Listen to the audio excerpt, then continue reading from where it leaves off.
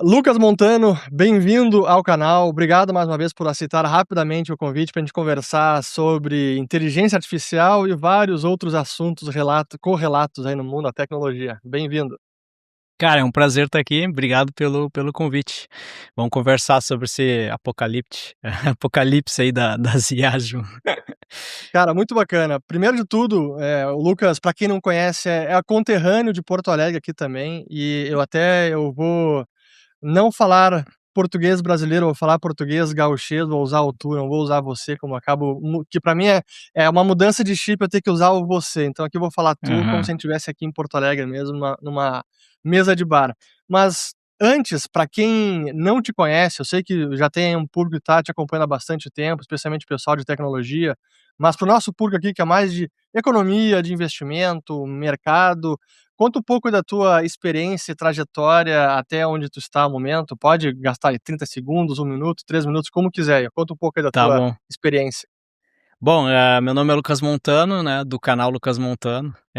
Costumo me apresentar assim, que é uma brincadeira que começou lá no início do canal, por falta de criatividade, né, eu chamei o canal de Lucas Montano.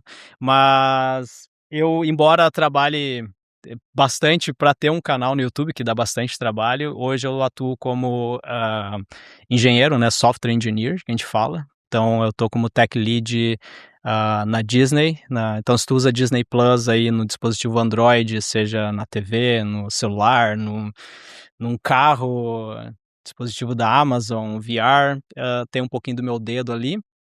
Mas eu comecei minha carreira na tecnologia lá em 2007 e comecei a programar em 2002. Eu tinha uns 12 anos de idade, aquele PC da família em casa, sem internet, morava no Qual era o interior. processador, te lembra? Era Pentium Pô, eu comecei um pouquinho antes, eu comecei com 486 486. DLC, que era uma porcaria. É. Eu acho que eu cheguei a ter um, mas assim, o que eu me lembro mesmo foi o Pentium, depois do Pentium 2.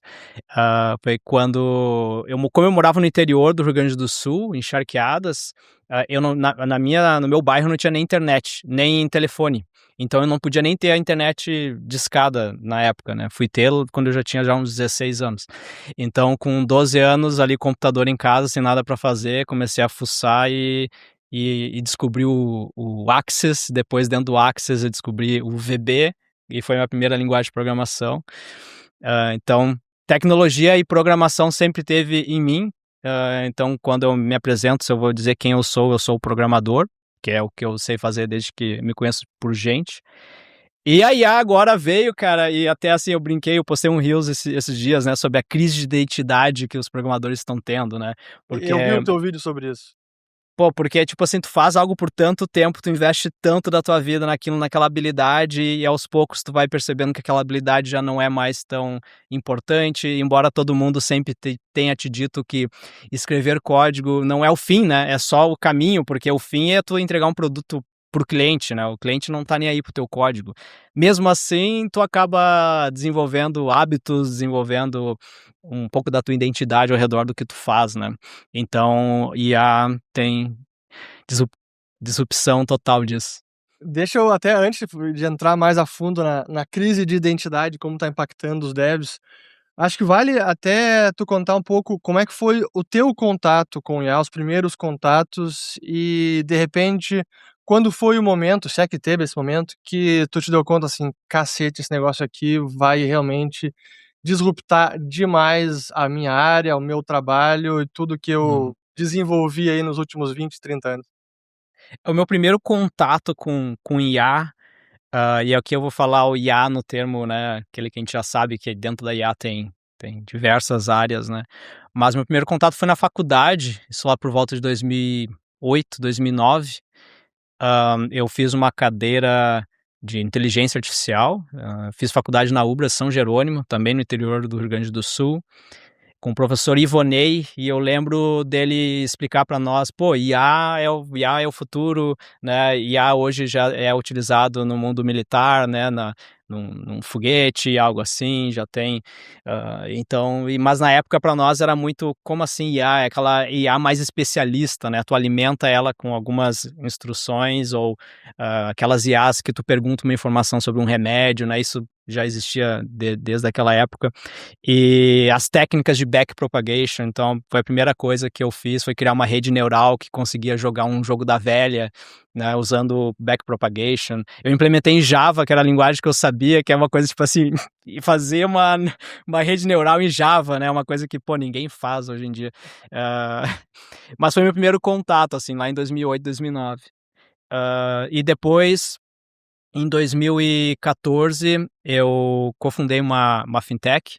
Eu estava trabalhando na HP e saí da HP para entrar numa empresa aí que é bem conhecida, de telecomunicações do Rio Grande do Sul, não vou falar nomes, mas me contrataram para entrar num projeto que rodava no Tecnopuc. Cheguei lá no meu primeiro dia de emprego e fui demitido. Cheguei com a minha carteira lá, pedindo Primeiro demissão dia. da HP. No meu primeiro dia, demitido, pô, teve aí uma complicação financeira, vou dizer assim, vamos encerrar o polo tecnológico nosso, e foi no meu primeiro dia, cara. Daí, enfim, longa história curta, aí eu cofundei uma startup, uma fintech chamada Planejei. Basicamente, a gente fazia agregação bancária, né? A gente conectava nos bancos e criamos um assistente virtual chamado Marvin, e nele a gente tinha NLP. Então era basicamente, a gente usava inteligência artificial, digamos assim, em 2015, para categorizar as suas transações. Uhum. E, então essa foi o meu segundo contato com IA. E depois agora, claro, o contato com a IA que todo mundo conhece, que é a inteligência artificial generativa, né, que gera e recebe texto e escreve Depois eu tudo. quero que tu defina melhor o AGI, porque eu sei que isso em si já é uma polêmica, mas depois vamos deixar Já. depois aqui pro AGI. Mas aí quando saiu o ChatGPT, que foi em novembro de 22, se eu não estou enganado, Por aí. tu logo começou a usar e já percebeu ali que era realmente revolucionário e sentiu o alarme soando, ou demorou um pouco mais para perceber o impacto total? Eu lembro bem, assim, nítido desse. Eu não sei se foi, eu acho que foi perto de dezembro, perto do Natal, mas eu lembro que a gente tinha até viajado com os amigos para passar o Natal juntos. E meus amigos aqui também na Holanda são tudo da tecnologia, né? Então todo mundo é dev. Eu lembro que tem um amigo meu, o Maurício, que ele é tipo muito entusiasta, assim. Então, desde aquela época do primeiro GPT, ele já dizia: cara, isso vai mudar a nossa vida, o bagulho é agora attention's all you need. Depois daquele paper lá do Google, não tem mais volta, é o fim da nossa profissão. E eu olhava pra ele e falei: cara, não, cara, tipo, pô, né, lá de 2007, né, pô, aprendi a fazer rede neural, 2015, usei Natural Language Processing para categorizar. Eu sei que, tipo, não, a IA não vai evoluir. Então eu era o cara mais, assim, do grupo ali de amigos devs, eu era o cara mais pé no chão, digamos assim. Uhum. E então esse meu primeiro contato não me assustei muito. Eu usava já para escrever código. E eu acho que foi no GPT-3, que daí sim, no GPT-3, depois GPT-4, é que eu comecei a ver que eu poderia criar um aplicativo mesmo. Aí eu lembro quando eles recém lançaram, e se eu não me engano foi GPT-4. Quando é que começou a guerra Ucrânia e Rússia? Foi A Ucrânia e a Rússia foi mais cedo, foi fevereiro de 22. de 22. Daí Israel teve o ataque terrorista em outubro de 23. Não, mas foi Ucrânia e Rússia que lançou, bem na época lançou também o GPT, porque eu lembro que eu estava visitando minha família no Brasil e teve um do GPT. É que eu sou péssimo com datas e números, então eu não me lembro se foi o 3 ou o 4, Uhum. mas eu lembro de ter usado ele criar um aplicativo do zero, e eu ainda ia lá no ChatGPT, copiava o código e colava no meu Android Studio, né, que é o ambiente de desenvolvimento que a gente usa para desenvolver aplicativos Android. E eu vi que ele conseguiu criar do zero, assim, a parada. E aí foi a primeira vez que eu pensei: não, eu acho que isso aqui de fato vai tocar um pouco no que a gente faz, vai mudar a forma que a gente trabalha, né. E Eu mudou eu nos últimos 6 meses. Pois é, acho que esse é um prazo que eu tenho lido bastante e muitos comentários dos especialistas, devs da área, Uhum. dizendo exatamente isso. Até o Akita, que a gente conversou já faz um mês e meio, eu acho, ele falou também isso, que nos últimos 4, 5 meses deu, nas palavras deles, estou parafraseando, foram ganhos incrementais nos modelos, mas que na prática resultaram em saltos brutais, assim, de produtividade, né. É. Eu diria que nem foi ganhos, nos modelos, assim. Desde o Sonnet 4.5, eu já estava produzindo demais, assim, eu já estava muito mais, eficiente no meu trabalho, e isso eu acho que o Sonnet 4.5 acho que faz mais de um ano. Mas o que tem mudado é as ferramentas, é o quão Uhum, bom o modelo atua com outras ferramentas externas. Então, lembra que quando tu pedia para o ChatGPT calcular algo, ele errava, né? Pô, o ChatGPT é burro para matemática. Pá, tu pergunta lá quanto é 3 mais 3, ele não sabe dizer. E aí o que que eu acho que as empresas descobriram, cara, é que se tu deixa o modelo bom em escrever código, com código tu resolve qualquer problema. Então, o que começou a acontecer é que agora quando tu diz para o GPT, né, aqui eu tô falando bem grosso, né, 3 mais 3, ele pode escrever uma função Python que calcula 2 números e vai te dar o uhum. resultado exato, porque ele sabe escrever o código para calcular 3 mais 3. Então agora tu imagina isso, por exemplo, de uma forma que escala muito.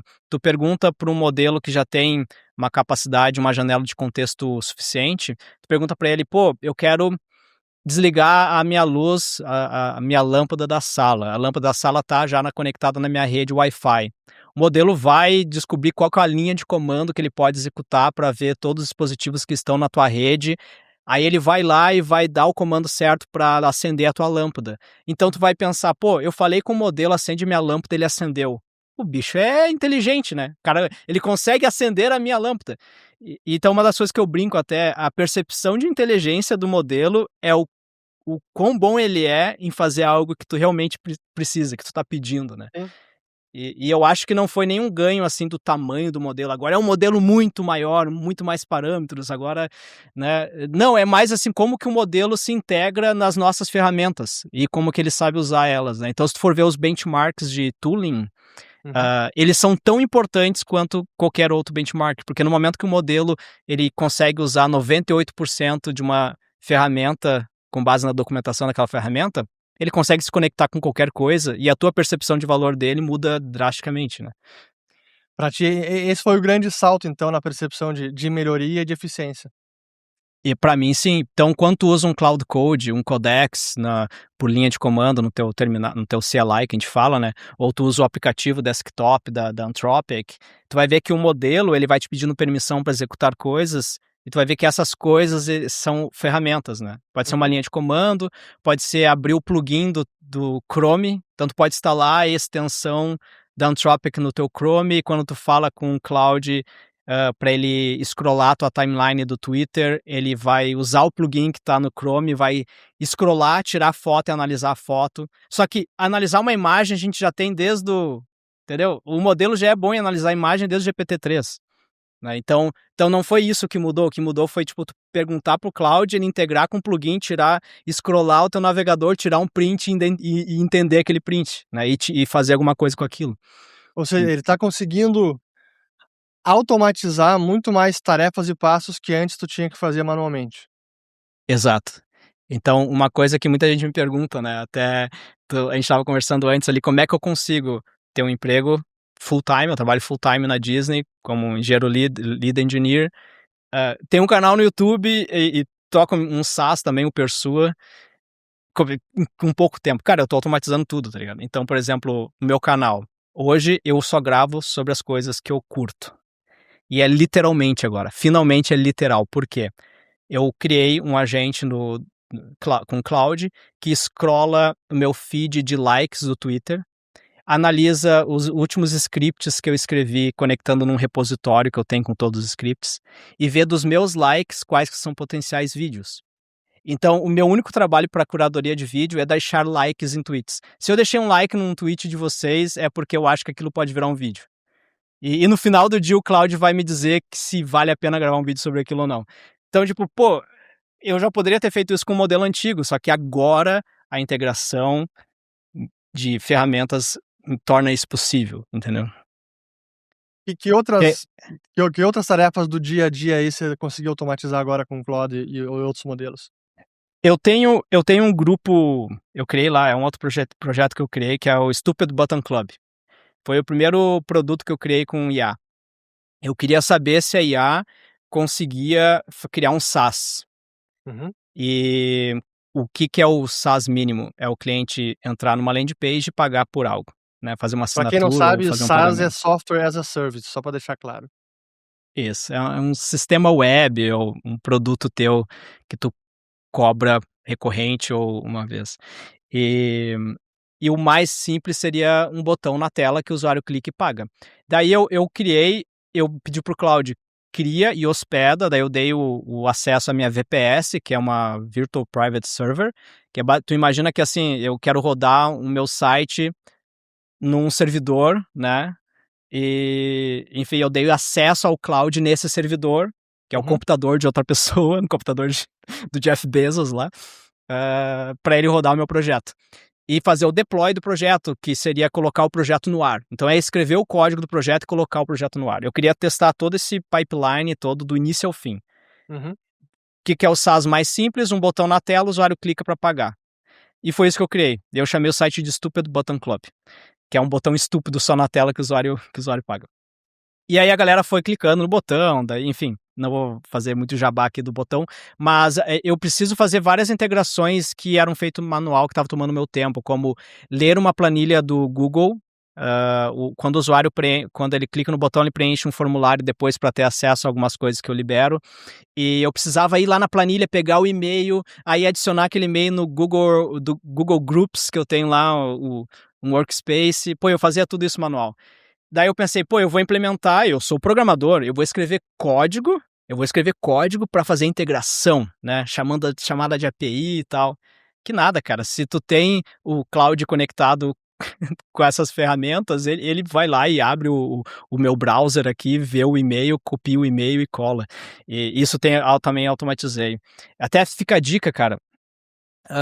Um dos membros do clube lá me comentou que ele está criando um SaaS e ele achou um concorrente. E uma das maiores dores dos clientes dele era migrar. Eles falavam, pô, eu já tô eu já tô nessa ferramenta, eu não vou preencher todos os detalhes dos meus clientes na tua ferramenta, é muito custoso. Tu faz uma integração? Daí ele falou, faço. Sabe o que ele fez? Ele pediu a credencial do cliente, abriu duas abas no navegador e pediu para o cloud ir copiando e colando.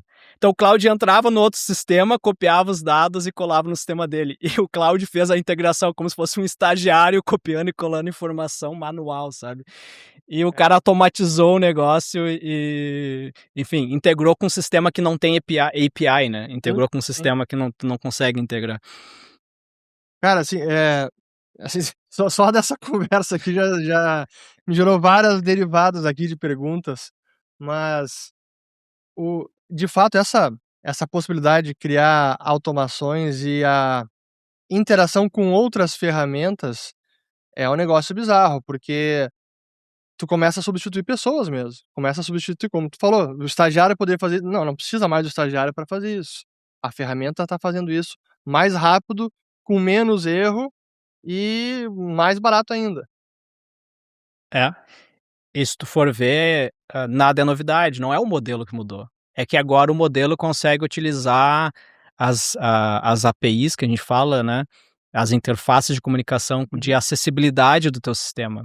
Então, por exemplo, hoje todo sistema operacional já tem, interface de acessibilidade, né. Então tu já consegue por comandos ou, enfim, por tags, né, que cada botão do teu sistema tem, que servem acessibilidade para quem tem um problema de visão, por exemplo, né, sim. já existe essa interface, então o cloud aprendeu a usar a acessibilidade, então por isso que às vezes ele pede permissão, né, tu instala o cloud no teu macOS, ele fala: "Ah, me libera aí a permissão à acessibilidade", tu pergunta: "Por quê?", né, tipo, porque ele está usando essa acessibilidade para navegar no teu computador, então e ele sabe agora navegar em computadores, então ele sabe fazer qualquer coisa que tenha no teu computador, né, isso é incrível.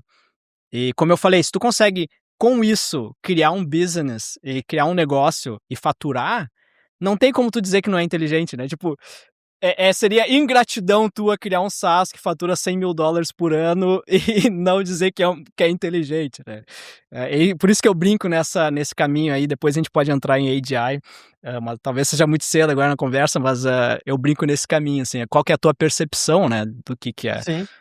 Depois eu vou até pedir pro editor colocar aqui o site depois me passa o Stupid Button Club, né? É isso aí.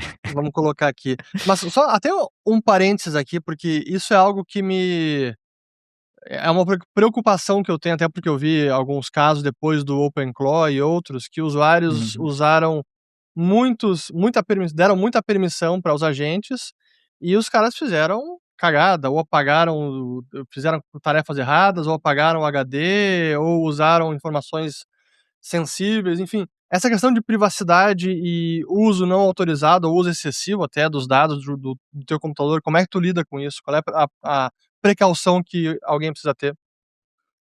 Eu acho que assim, eu não sou eu não rodo em YOLO, né, que eles falam, que é tipo, tu dá permissão uma vez e ele vai fazer sempre, né. Eu sou Uhum, o cara que eu aprovo ainda muitas coisas. E quando eu já tenho eu vou chamar de pipeline, mas quando eu já tenho um passo a passo bem definido, e eu já testei várias vezes aprovando manualmente, eu começo a liberar acesso àqueles comandos pra IA entendi. fazer automático. Então, por exemplo, essa história do tweet, né, dele entrar lá no meu Twitter, scrollar e ver possíveis vídeos. Isso já tá rodando automaticamente, mas todas as permissões que eu dei foi de leitura, né. Então, se ele for deletar algo, na verdade eu estou confiando aqui que ele vai me perguntar. Uhum, Pode acontecer, se ele né, se eu estou usando um modelo fraco, digamos, de entender um system prompt, ele pode sim executar sem te perguntar, né. Então é um risco que tu corre. E tu corre muito risco também se o modelo for ruim, mais ruim for o modelo, maior o teu risco. Então por isso que muita gente fala: o futuro é tu rodar modelos localmente", e eu sou mega a favor em rodar modelos local, né. Uma das coisas que no SaaS que eu tô tocando, o Persua, é possibilitar tu conectar qualquer modelo no teu computador, só que, tipo, eu sei disso, mas, cara, qual que é o computador que tu tem, né, tipo, sim, hã, e qual que é o custo de GPU pra te poder rodar um modelo bom que vá atender a tuas necessidades. Então tem que tomar cuidado sim com o modelo que tu usa, principalmente se é um modelo que costuma seguir as instruções ou não. sim, sim. E vamos entrar um pouco nessa parte da crise de identidade então, depois desses Uhum. anos, meses usando, como é que eu sei que tu acho ainda não chegou numa conclusão, né, pra onde é que a gente vai, pra onde é que os devs vão. Mas como é que tá sendo aí esse turbilhão aí na cabeça do impacto da IA? Ao mesmo tempo, ganho de produtividade, pode fazer muito mais coisa, mas ao mesmo tempo se vendo possivelmente obsoleto daqui a algum tempo. Eu acho que, assim, ninguém tem a resposta, né. Quem acha que tem a resposta, eu acho que provavelmente, tá com a mente fechada. Eu, como sou um cara mente muito aberta, né, pra testar essas ferramentas. Eu costumo dizer que se tu quer ser um devção hoje em dia, tu tem que ser as 2 coisas, tu tem que ser cético, mas explorativo, né. Tu tem que ser curioso, mas se manter cético até o momento que tu se que tu prova algo. Então por isso que eu sempre fui a favor de tu testar as coisas pra ver, aonde essas coisas vão te levar e também isso vai te moldando, né. Eu não sei, eu gosto muito daquela frase do Bruce Lee lá do "Be like a water", né, que a água nunca para, né. E isso é digamos, uma filosofia que eu levo, assim. Então, um pouco da minha identidade, como eu falei, é programador de escrever código.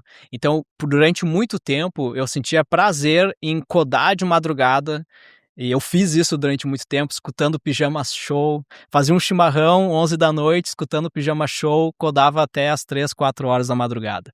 Isso foi toda a minha adolescência foi isso, né. Então eu era literalmente aquele dev que trabalha no escuro. Na época, inclusive, muitas vezes o desenvolvedor ficava dentro da sala do servidor, que era uma sala gelada, né, e aquilo te dava tu entra naquele mundo e te dá até um prazer, assim, pô, eu sou o hacker ali, né, eu sou o cara que tá no escuro É o habitat codando. natural. O habitat natural, né. E aí tu vai depois descobrindo formas mais difíceis de fazer o teu próprio trabalho, né? Então tem muito dev que usa Vim, NeoVim, que é basicamente tipo assim, tu pega o teu mouse, o trackpad e joga fora, só usa o teclado pra tudo, né? Então durante muito tempo eu era assim também, pô, é só teclado, meu, que mouse, joga fora o mouse. Tu clica nas coisas pra fazer o teu trabalho?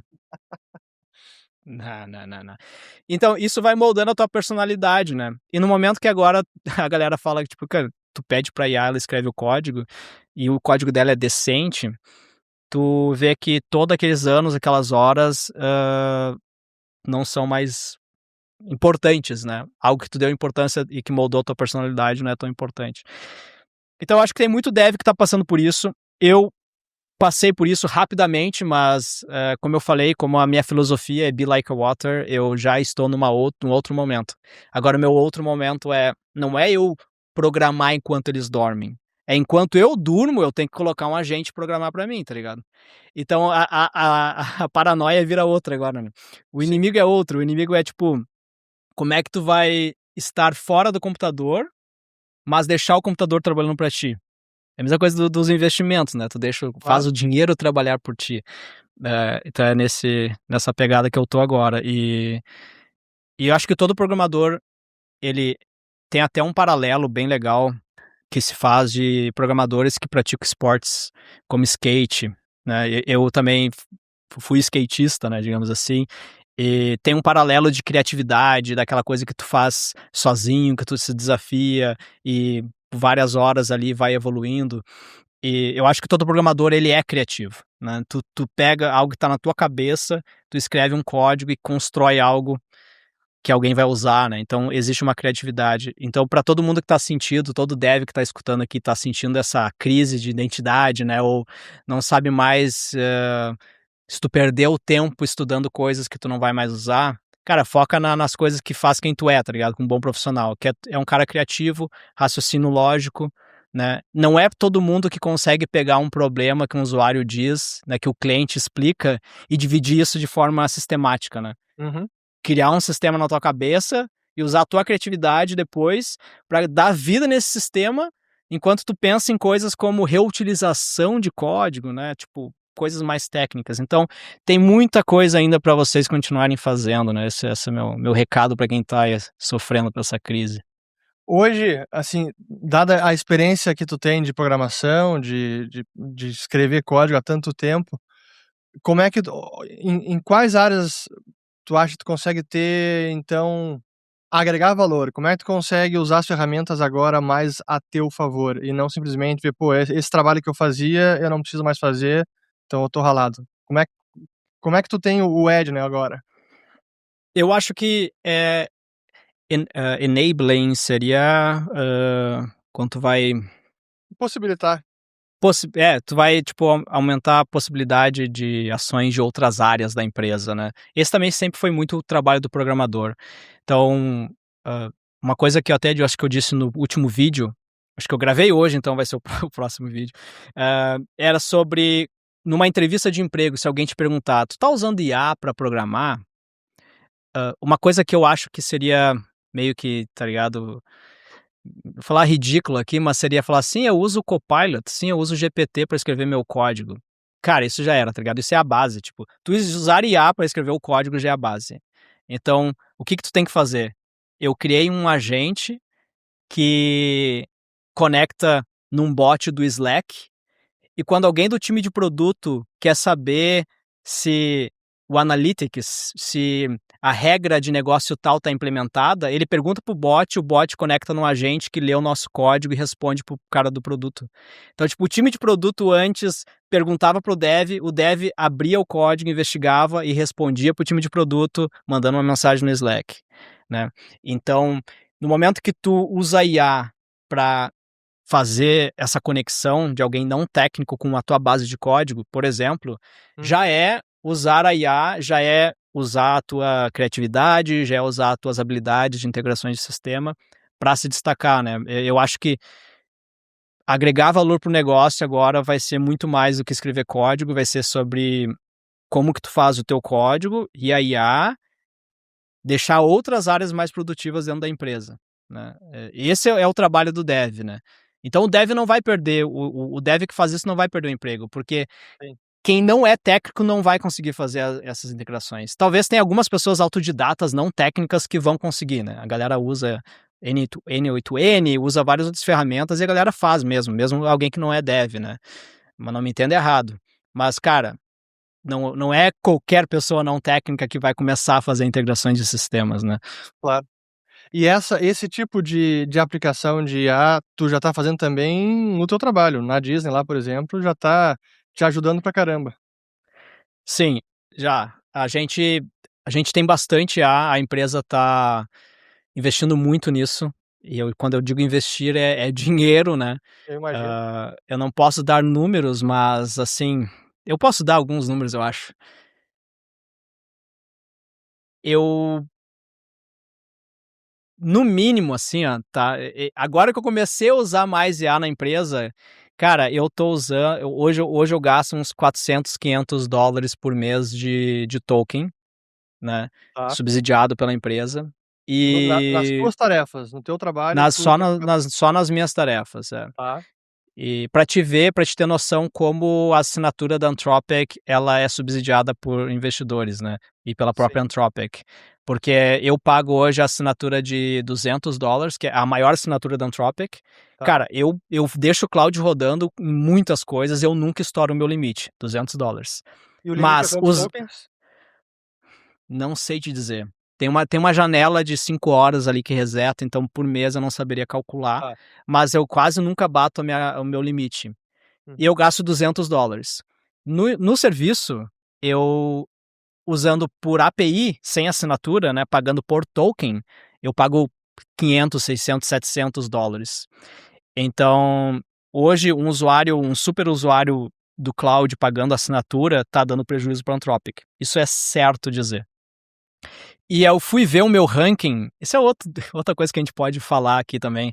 Sabia que grandes empresas, estão fazendo ranking interno de funcionários para ver quem usa mais, né? Ah, é? A gente pode entrar nisso, né? Entra, É, pode falar, aproveita. cara, eu fui ver meu ranking, eu tava tipo assim, eu nem sei falar, eu tava na posição 780 da empresa. Eu tô gastando $500, $600 por mês. E eu tava na posição lá 500 dos que mais usam. Tem 499 pessoas aqui usando mais IA que eu. Esses caras estão gastando. Meu, tem amigo meu que tá gastando $4.000 por mês com IA. E a empresa dele falou: pode gastar 8, pode gastar 10, gasta quanto tu quiser. Então a gente tá vivendo um Porque momento. imagino, só pra desculpa interromper, mas eu imagino que o trade-off pra empresa é $4.000 com esse funcionário, mas se não fosse $4.000, possivelmente seria $50.000 com uma equipe de 5. É, é assim, a gente tá vivendo um momento único na nossa área, eu acho, sabe? E eu sei, aqui vai ter a galera mais antiga, né? Por exemplo, sei lá, o Fábio Akita, ele é mais antigo ainda na área, então talvez ele viu outras transformações, mas desde 2002, que é quando eu programo, eu acho que eu vi a web nascer, né? Então, Uhum. para mim, software era desktop. Né? Então, quando eu pensava em escrever software na minha juventude, era escrever sistema de frente de caixa, né? De videolocadora, de supermercado. Depois eu vi isso virando web, isso indo para os servidores. Depois eu vi Android nascer. Mudei do desktop para web, da web para o mobile. E agora minha carreira toda é como dev Android. Mas eu comecei a carreira lá antes da web, né? Web, como a gente conhece. Sim. Então eu vi essas transformações, mas agora é a primeira vez que eu tô vendo uma outra transformação que é tem coisa que não precisa ser um aplicativo. Sabe que uma das coisas que tu falou aí em empresas ah, gastarem com token, mas economizarem com times, né? Eu tenho uma outra opinião sobre isso, me lembra para voltar nela. Mas o meu ponto é que muitos devs têm medo de perder o emprego para IA, porque a IA vai escrever o código para ele. E uma coisa que eu digo já há 2 anos no canal, tem muito código que não vai mais ser preciso escrever. Então, por exemplo, por que tu vai criar um dashboard para mostrar números para a diretoria, se a diretoria pode perguntar para a IA e a IA criar o gráfico em tempo real para ela que ele precisa? Então, tipo, todo o código do dashboard, não é que a IA agora escreve o código do teu sistema web, é que às vezes o teu sistema web não é mais necessário. Tu integra 3, 4 planilhas antes de decidir criar o sistema web. sabe? Então, tipo, a IA pode começar em algumas áreas ser a própria interface de comunicação com os dados. Então, muito código vai deixar de ser escrito também. Tem muita empresa, tu vai ver um movimento agora criando o CLI, né? Que seria command line lá, seria uma interface por linha de comando.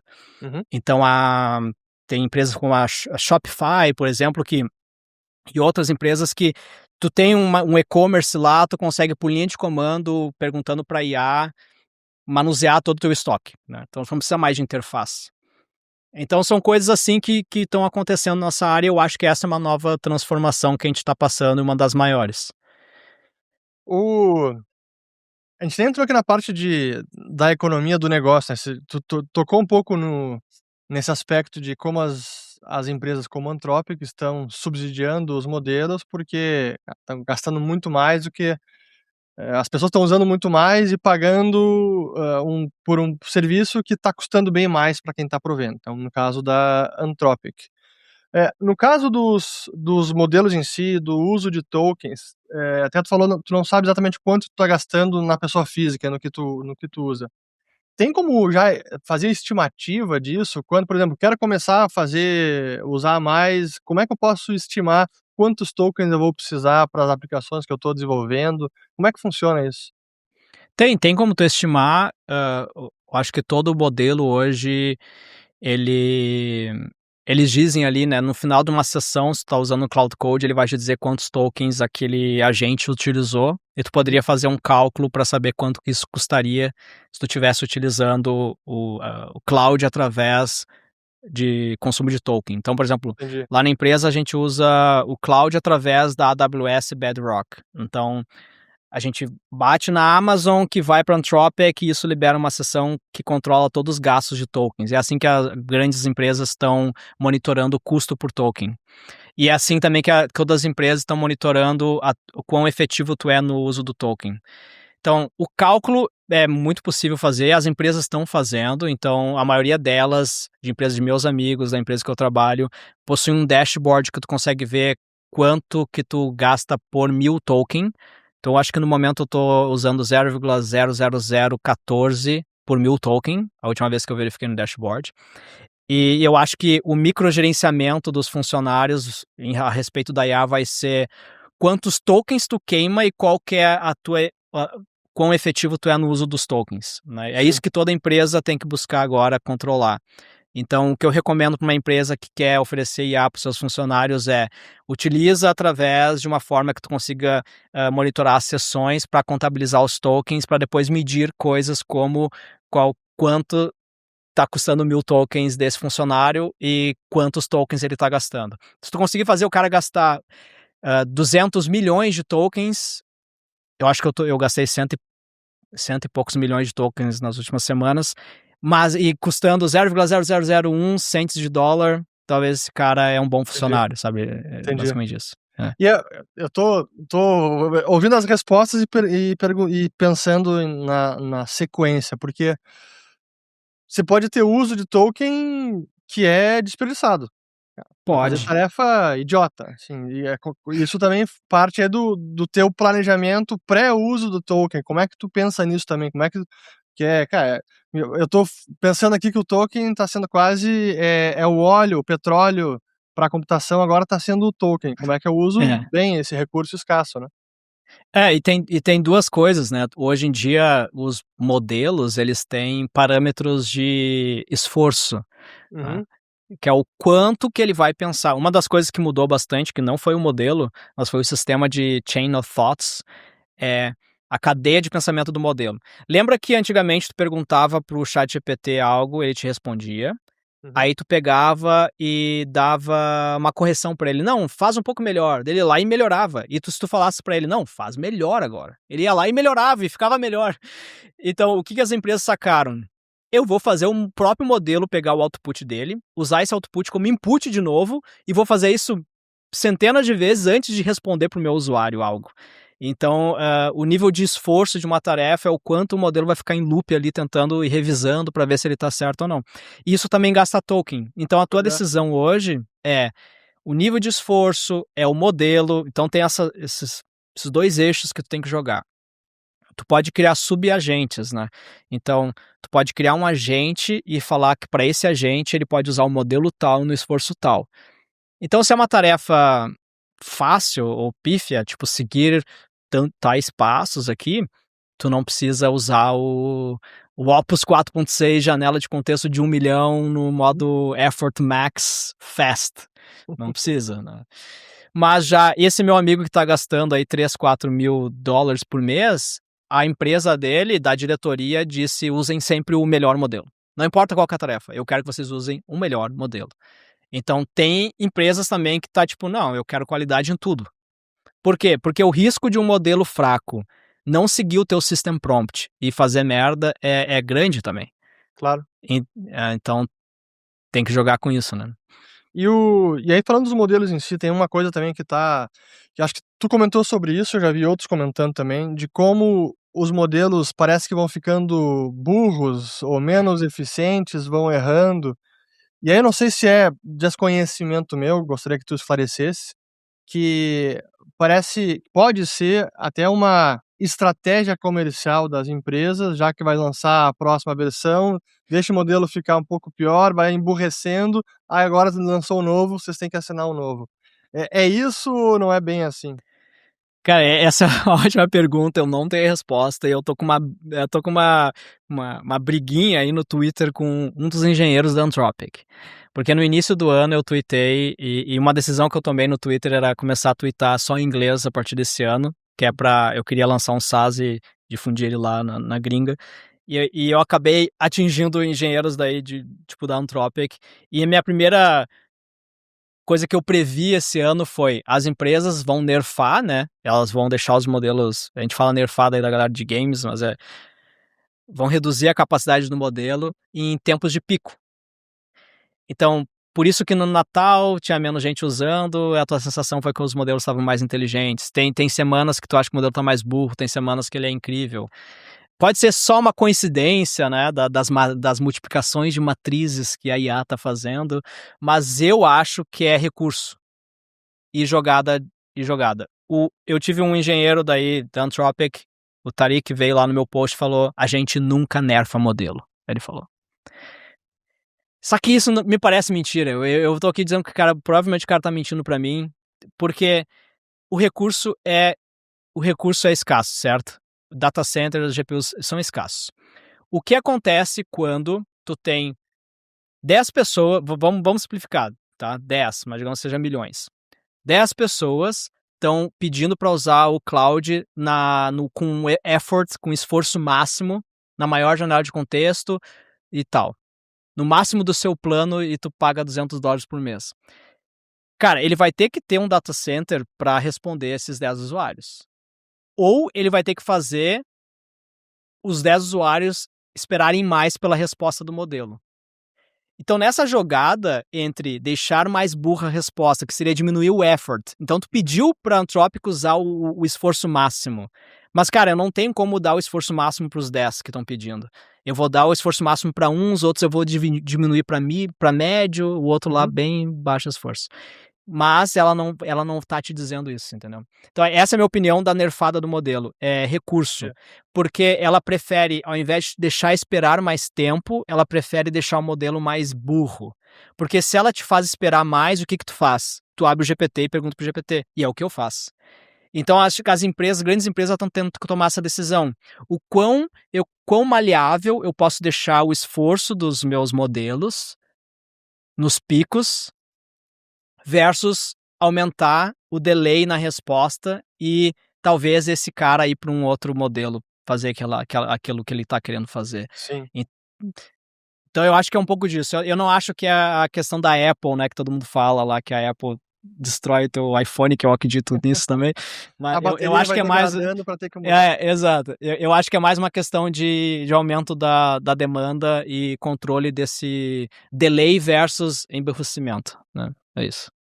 Isso me faz pensar sobre o próprio modelo de negócio dessas empresas e como ainda tem muita incerteza, e eu sou um cara que, talvez por, assim, personalidade, eu costumo pensar: "Cara, onde é que tem risco, onde é que tem ameaça, onde é que pode não dar certo", para tentar assim, mapear problema. E quando eu É. penso nesses modelos, ainda tem, por mais que as empresas estão já, pô, a Anthropic agora tá adicionando bilhões de receita a cada mês, é um negócio bizarro, mas ao mesmo tempo a gente não sabe o quanto que tá gastando para conseguir gerar esses bilhões. E onde é que vai ser o ponto de equilíbrio entre tá tendo receita e tem custo e consegue ter lucro? Cara, a gente não sabe ainda.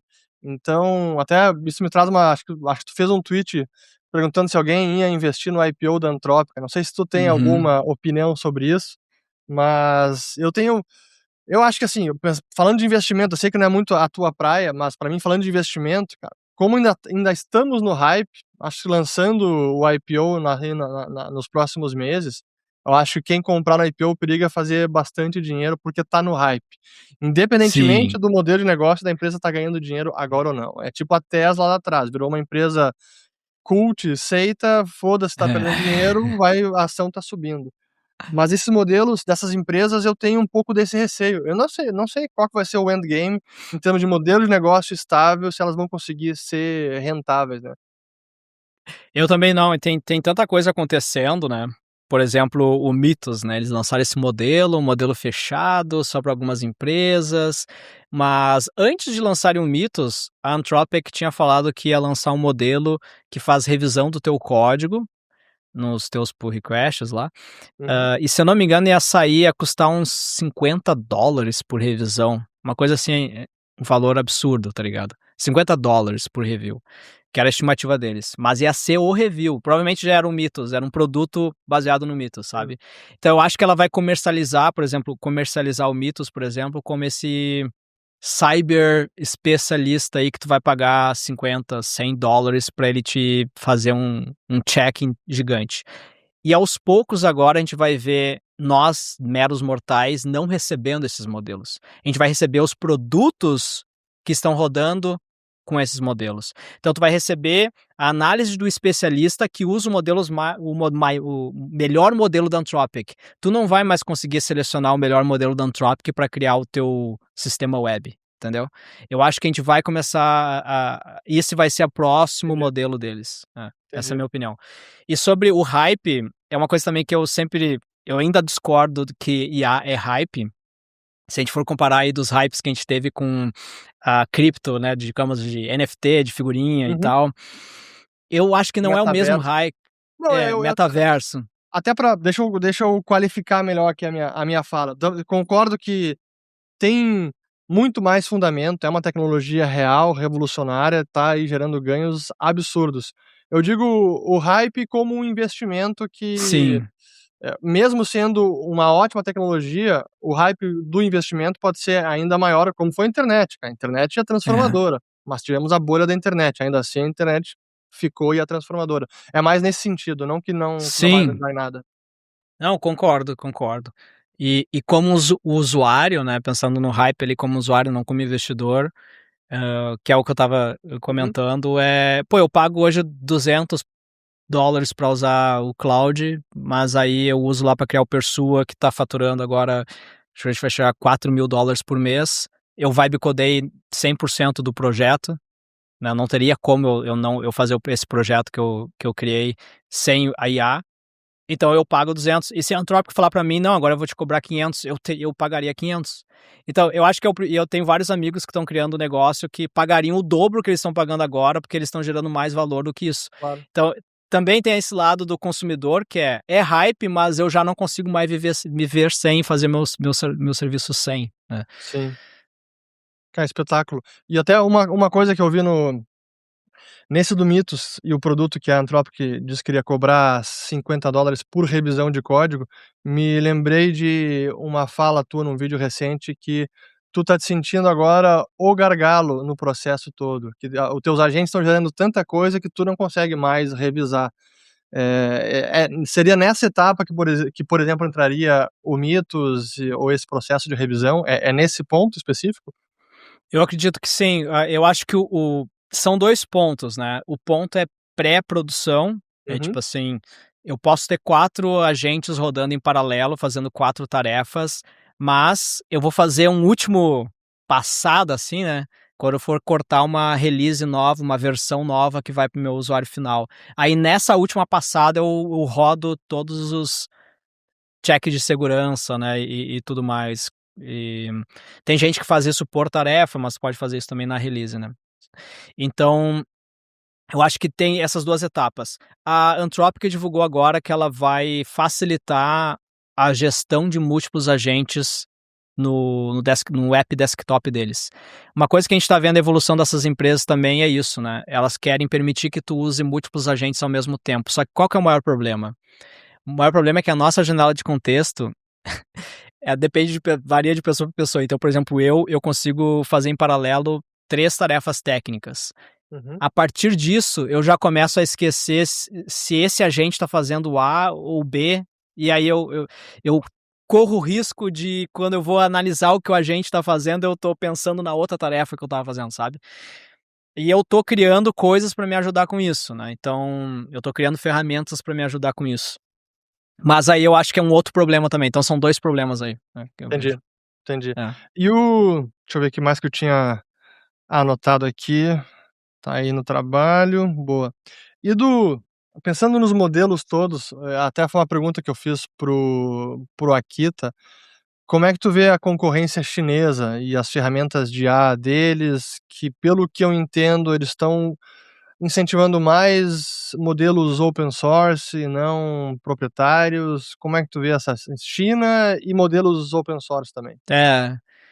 Bom, eu acho que não vai vingar, assim, eu acho que vai vingar no open source, mas se tu parar pra pensar, o a GPU é muito cara. E a GPU é cara e escassa para o mercado, porque essas empresas estão fechando grandes negócios com a Nvidia, por exemplo, que entra como investidora, mas na verdade ela bota dinheiro para comprar dela mesma a placa, né. Os negócios circulares que chamam, né? Os negócios circulares. Então, tem placa que daqui a pouco não vai nem chegar para o mercado, vai ficar tudo nos data centers. Então os melhores modelos vão estar rodando nesses melhores data centers, e a grande questão é que tu vai rodar o teu negócio no data center que tu confia.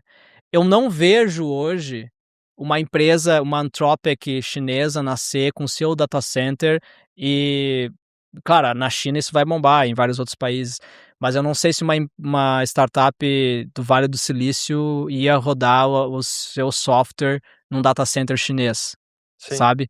sim, Então tem essa questão de o melhor modelo vai precisar de um data center parrudo e tu vai botar o teu software a rodar no data center que tu confia. sim. E quais são os data centers que a gente confia hoje? Google Cloud, AWS, Microsoft Azure, então a gente vai acabar indo para onde a gente confia, né. Entendi. Então vamos agora falar um pouco de AGI, né, a General Intelligence, não é a generativa, né, é a geral. A Eh, geral, é. essa é uma imagino que seja um debate grande aí no mundo de tecnologia, e eu acompanho bastante, até onde eu consigo acompanhar. E tem um cara que eu sigo já há alguns meses, que é o Gary Marcus. Ele parece um cara bem mais cético, ele tá nesse mundo há bastante tempo, e ele parece ser bastante pé no chão e às vezes muito cético, e muito do que ele tem previsto tem acontecido, assim, trazendo mais Uhum. realismo pra coisa, entendendo a revolução, mas trazendo ao mesmo tempo realismo. E um desses realismos que ele traz é a questão do AGI, que segundo a definição que ele costuma usar, a capacidade das máquinas raciocinarem, pensarem por conta própria, terem consciência, segundo essa definição, esquece, nós não vamos chegar na AGI com o que nós temos hoje de tecnologia em nenhuma dessas empresas.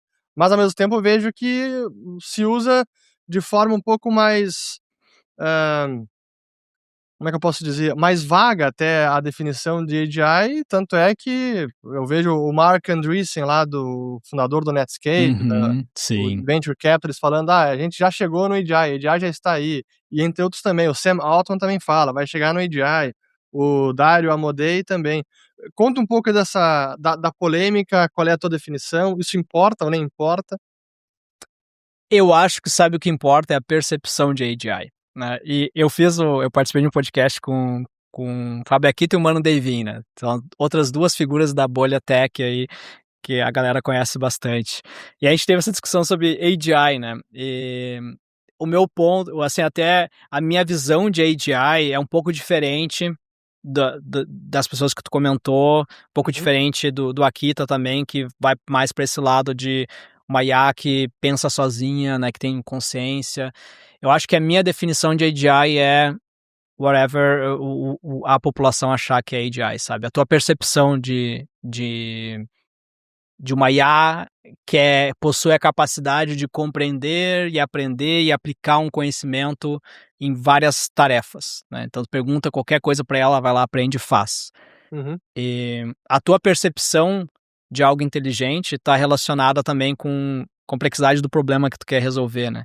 Então, se claro. teus problemas não são tão complexos, tu vai achar que a IA resolve qualquer problema, porque ela resolve qualquer problema que tu tem, mas tu não tem nenhum problema tão complexo, então pra ti é como se fosse, né, AGI. E, e eu acho que tem uma pegada das empresas, principalmente Anthropic pré-IPO, é outra coisa que eu tô prevendo para esse ano, né? Uhum. Eu acho que as empresas vão causar um grande estrago com algum experimento e elas vão fazer esse estrago acontecer para bancar a narrativa de AGI. Então, por exemplo, eu Certo, acho que antes de tu explicar, deixa eu até contextualizar para o mundo da economia e da política, isso é o que o pessoal chama na geopolítica de false flag operation, né, operação, bandeira falsa, algo digamos, Estados Unidos vai lá e faz um ataque no Irã e diz que foi outro país para causar uma tensão, um conflito e aí inicia uma guerra. Imagino que é isso que tá querendo dizer, vai ter um false flag operation da Anthropic ou outra. exato. E quando isso acontecer, a narrativa de AGI vai ser criada, regulamentação a respeito da AGI vai ser criada, e essa empresa que fez o prejuízo, Uhum. ela vai ser mega hypada e Eu tenho a solução, eu sei qual é o problema. vai estar na conversa da regulamentação. Sim. Qual que é? Desculpa? Não, não, digo, ela vai dizer: "Eu tenho a solução, eu sei como a gente pode lidar com o problema". Exato. Então, aí a AGI para mim vai oficialmente nascer, porque a narrativa nasceu. Tu aí, nerd de IA, tu pode continuar falando que não, mas isso não é AGI é consciência, AGI é conseguir falar, sei lá, o que que é, tá ligado? Porque o que que é consciência, né? Como é que tu define isso? Então também é algo complexo, é algo muito, né, abstrato, assim, né? Como é Uhum. que tu define? E eu vejo que a régua também nossa vai subindo. Então, antigamente a galera falava, não, AGI é quando tu falar com uma IA e tu não perceber que era uma IA. Tu achava que era um humano. Nesse momento é AGI. Daí agora não, agora isso aí é um teste básico, não, isso aí não é AGI, isso aí é outra coisa. A gente vai cada vez mudando a nossa própria linha de teste, sabe, do que é AGI. Então por isso que eu acho que vai ter que ter um ponto marcante, e eu acho que tem que ter um prejuízo real. Vai ter que acontecer o modelo fugiu durante um teste e Saiu de controle. saiu do controle e derrubou todo o sistema bancário, tá ligado? Tipo um bagulho assim. Então eu acho que isso vai acontecer e esse modelo vai ser definido como a primeira AGI. Agora, se é ou não, a gente pode ficar debatendo aqui infinitamente. Cara, excelente. Tem mais 2 perguntas aqui, até agora mais práticas, talvez. Primeiro, assim, de todos os modelos das empresas que tu testou, usou, quais que tu considera os melhores, quais que pra ti já não são tão bons, que tu evita, enfim, se puder dar algumas dicas nesse sentido. Pra mim, assim, é o Opus 4.6, e eu sempre uso ele no Effort Max, e Fast, né? Então ali quando tu tá usando no Cloud Code, por exemplo, tu pode dizer para ele rodar barra Fast, barra Effort Max, Opus Uhum. 4.6 com 1 milhão de janela de contexto. Esse é meu padrão de desenvolvimento. E para revisar, eu tenho usado bastante o GPT 5.4 X-High de Reasoning para revisar o código. Então, por exemplo, como eu faço hoje, como eu gero hoje meus softwares, né? Eu planejo com o Opus 4.6 Uhum. e eu reviso com o GPT 5.4. E eu deixo os dois debatendo ali até chegar numa conclusão do que Entendi. é factível.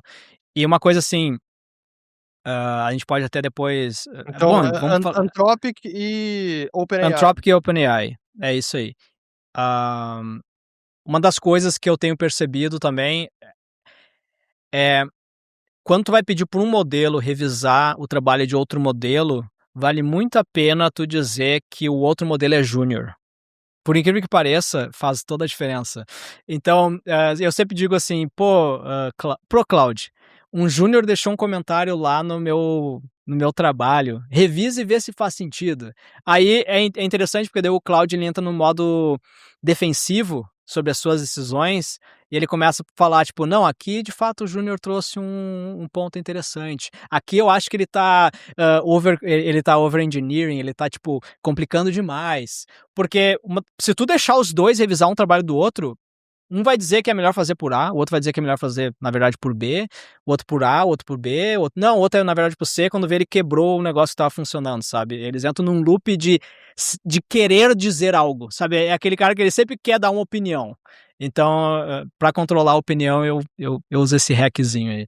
É tipo, tu descrevendo isso, é como quase tu gerir uma equipe de devs de pessoas. Cara, tem que saber como abordar, cada um funciona diferente. Tem que saber como abordar o cara, fazer um tem que pedir mais incisivo, o outro tem que ser um pouquinho mais flexível. E o Google agora contratou não sei se tu viu essa, o Google contratou um filósofo. Ele pagou quanto que ele pagou Não vi, pelo não vi essa cara? aí. É, filósofo para decidir se a IA ele pagou um filósofo para decidir se a IA tem consciência.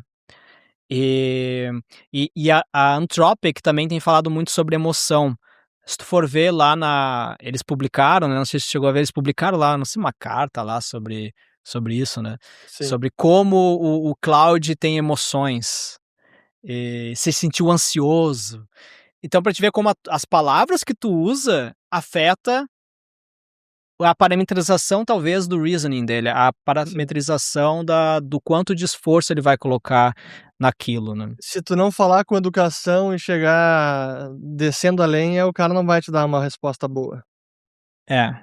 E talvez tu falar pra ele: "Eu preciso disso pra agora", ele automaticamente, na parametrização dele, vai identificar que ele precisa te dar uma resposta em menos de 10 segundos, isso significa diminuir o reasoning de max pra medium, Uhum. e talvez ele não pense tanto, porque tu falou que tu precisa pra agora. Sabe, é umas coisas tão, assim, caixa preta, que a gente não sabe o que que ele tá pensando aqui ali, né. Cara, e pra gente terminar, assim, que dicas tu daria pra quem tá de qualquer área de trabalho, de profissão, setor, etcétera, que ainda não tá usando as ferramentas, quer começar a usar, como é que pode entrar aí nesse mundo? Eu diria que o melhor custo-benefício hoje, é fazer uma assinatura da Anthropic, porque eles estão subsidiando, e Uhum. tentar torrar ao máximo. Tenta bater o teu limite. A tua meta tem que ser fazer a Anthropic dizer pra ti esperar 5 horas. Tipo: "Ah, tu já usou demais, espera 5 horas". E vai fazendo isso até tu ir refinando a forma que tu trabalha. Não tem nada que eu possa te dizer aqui que tu vá sair aqui dessa conversa e conseguir fazer, né, porque tu precisa experimentar e tu Sim. fazer. É testar, Hã, é testar. é testar. Então eu diria assim, o melhor custo-benefício hoje para testar é através de uma assinatura da Anthropic, que eles estão queimando dinheiro nisso. E não tenha medo, uma coisa também que, voltando num papo que a gente teve sobre o dev que gasta $2.000, agora isso vai tirar budget do time, né, Uhum. vai ter menos contratações, eu acho que isso vai acontecer. Acho que as empresas elas têm um budget de cabeças e o uso da IA vai estar junto, né. Uhum. Mas eu sou da opinião, e até queria saber a tua opinião, que se tu tem uma empresa com 3 devs ou com 3 funcionários, tá, e agora um deles rende por 3 por conta da IA, tu vai demitir os 2, né. Então tu vai demitir os 2, vai continuar com uma pessoa rendendo a mesma coisa que 3 pessoas. Só que se o teu concorrente tem 3 pessoas e cada um rende por 3, o teu concorrente está rendendo por 9. Então tem essa jogada também. Então tenta entender se o teu negócio, o teu mercado, conseguiria crescer, nesse exemplo que eu dei, 3 Uhum. vezes, né. Se o teu consumidor tu consegue ainda crescer 3 vezes, né, e crescer o teu mercado, cara, por que que tu vai demitir 2 para ficar com um que rende por 3 se tu pode manter 3 rendendo por 9 e matar todos os teus concorrentes? Então, né, Claro. hã, eu acho que tem essa análise que cada um tem que fazer agora, né. Eu concordo, Concorda? concordo plenamente, tanto é que é uma das dúvidas que pairam no ar aí. "Ah, será que isso vai realmente gerar demissões em massa de devs, programadores, ou o contrário, vai gerar mais demanda de programadores?".